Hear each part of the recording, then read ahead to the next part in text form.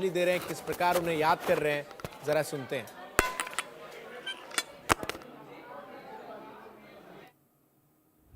हमारे बीच से चला जाना न केवल देश के लिए एक महान क्षति है, बल्कि मेरे लिए व्यक्तिगत भी।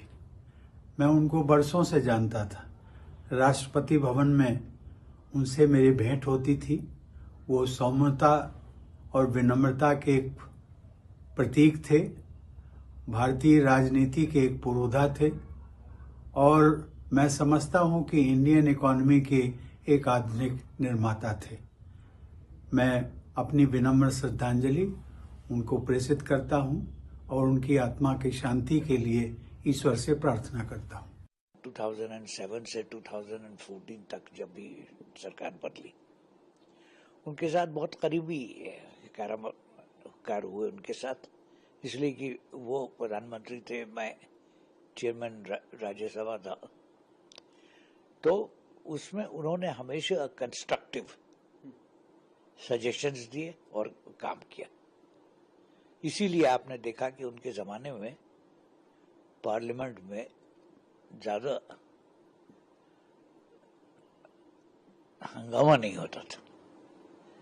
इसलिए नहीं होता था कि वो जो मेंबर बनते थे उनसे वो बातचीत करके सुलझा लेते थे। लेकिन सबसे बड़ी चीज़ उनकी इकोनॉमिक पॉलिसी थी, जिससे देश को बहुत फायदा हुआ। उसके बाद उनकी फॉरेन पॉलिसी जो थी, वो संबंध दूसरे देशों के साथ अच्छे हुए। अब एक छोटी सी चीज है, पाकिस्तान से हमेशा हमारा झगड़ा रहा है कुछ न कुछ। उन्होंने उसको सुलझाने की कोशिश की, कश्मीर के प्रॉब्लम को सुलझाने की कोशिश की, कश्मीर के लोगों से जाके बात की, कमेटी बनाई।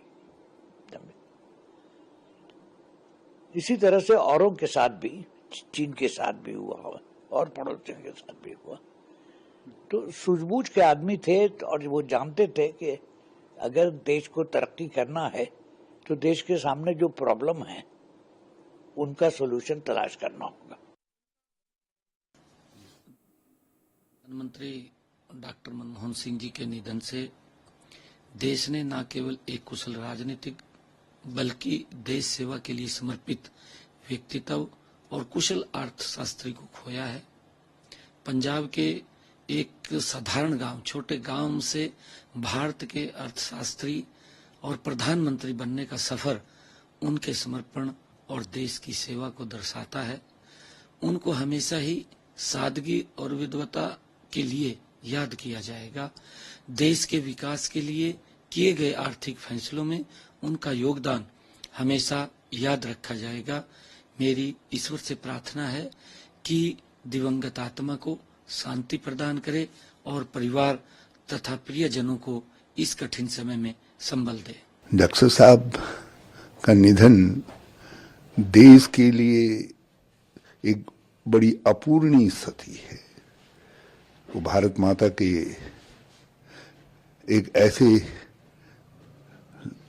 पुत्र थे जिन्होंने अपना जीवन भारत को बनाने में समर्पित कर दिया।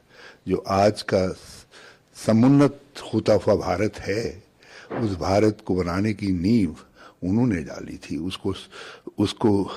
उसकी बुनियादी नहीं डाली थी, बल्कि उसको आगे भी बढ़ाया था। और उत्तराखंड के ऊपर भी उनका